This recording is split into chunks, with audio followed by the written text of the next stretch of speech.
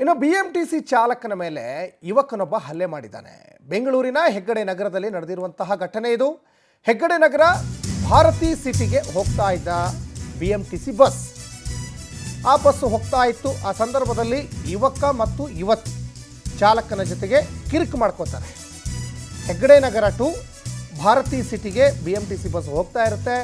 ಬೈಕ್ನಲ್ಲಿ ಯುವಕ ಮತ್ತು ಯುವತಿ ಬಂದು ಚಾಲಕನ ಜೊತೆಗೆ ಕಿರಿಕ್ ಮಾಡ್ಕೋತಾರೆ. ದಾರಿ ನೀಡುವ ವಿಚಾರವಾಗಿ ವಾಗ್ವಾದ ನಡೆದು ಹಲ್ಲೆ ಮಾಡಿದ್ದಾರೆ. ಬಸ್ ನಿಲ್ಲಿಸಿ ಚಾಲಕನ ಮೇಲೇ ಆ ಯುವಕ ಹಲ್ಲೆ ಮಾಡಿರುವಂಥದ್ದು ಗಮನಿಸ್ತಾ ಇದ್ದೀರಾ. ನೋಡಿ, ದೃಶ್ಯಗಳಲ್ಲಿ ಕೂಡ ಗಮನಿಸ್ತಾ ಇದ್ದೀರಾ.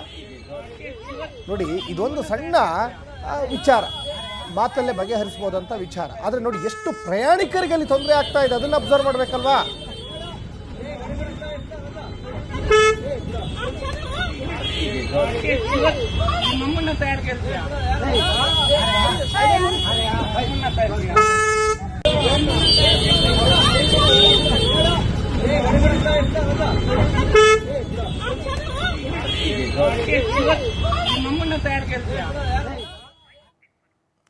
ಈ ಬಗ್ಗೆ ಹೆಚ್ಚಿನ ಡೀಟೇಲ್ಸ್ ಅನ್ನು ನಮ್ಮ ಕ್ರೈಮ್ ರಿಪೋರ್ಟರ್ ವೆಂಕಟೇಶ್ ಕೊಡ್ತಾ ಹೋಗ್ತಾರೆ. ವೆಂಕಟೇಶ್, ಬಿಎಂಟಿಸಿನ ನಾವು ಬೆಂಗಳೂರಿನ ಜೀವನಾಡಿ ಅಂತೀವಿ. ಸಾಕಷ್ಟು ಜನರನ್ನ ಒಂದು ಪ್ರದೇಶದಿಂದ ಮತ್ತೊಂದು ಪ್ರದೇಶಕ್ಕೆ ಚಾಲಕರು ಕರ್ಕೊಂಡು ಹೋಗಿ ಬಿಡ್ತಾ ಇರ್ತಾರೆ. ಆದರೆ ಯುವಕ ಯಾಕೆ ಹಲ್ಲೆ ಮಾಡ್ದ, ಏನಾಯ್ತು, ದಾರಿ ಬಿಡುವ ವಿಚಾರದಲ್ಲಿ ಏನು ಕಿರಿಕಾಯ್ತು ಅಂತ?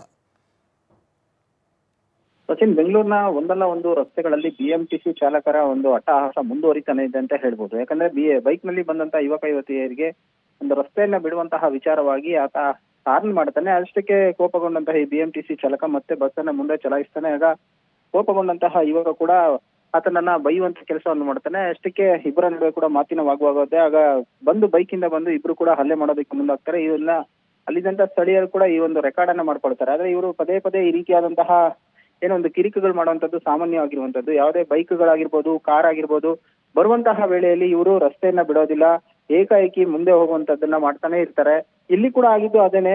ಹಾರನ್ ಮಾಡಿದ ವಿಚಾರಕ್ಕೆ ಕೂಡ ಕೋಪಗೊಂಡು ಹಲ್ಲೆ ಮಾಡೋದಕ್ಕೆ ಮುಂದಾಗ್ತಾರೆ. ಆಗ ಸಹಜವಾಗಿಯೂ ಕೂಡ ಸ್ಥಳೀಯರು, ಅಂದ್ರೆ ಅಲ್ಲಿ ಇದ್ದಂತ ಪ್ರಯಾಣಿಕರು ಮತ್ತು ಅಲ್ಲಿನ ಜನ ಕೂಡ ಬಿಡಿಸೋದಕ್ಕೆ ಮುಂದಾಗ್ತಾರೆ. ಆದ್ರೂ ಕೂಡ ಈ ಬಿಎಂಟಿಸಿ ಬಸ್ ಚಾಲಕರು ಏನಿರ್ತಾರೆ ಇವರು ತಮ್ಮದೇ ಆದ ರೀತಿಯಲ್ಲಿ ದರ್ಪವನ್ನ ಮೆರೆಯೋದಕ್ಕೆ ಮುಂದಾಗ್ತಾರೆ. ಆಗ ಯುವಕ ಕೂಡ ಹಲ್ಲೆ ಮಾಡ್ತಾನೆ. ಸೊ ಈ ಘಟನೆಗೆ ಸಂಬಂಧಪಟ್ಟಂತೆ ಈಗಾಗಲೇ ಏನು ಸಂಪಿಗೆಹಳ್ಳಿ ಪೊಲೀಸ್ ಠಾಣೆಯಲ್ಲಿ ಒಂದು ಪ್ರಕರಣ ಕೂಡ ದಾಖಲಾಗಿದೆ.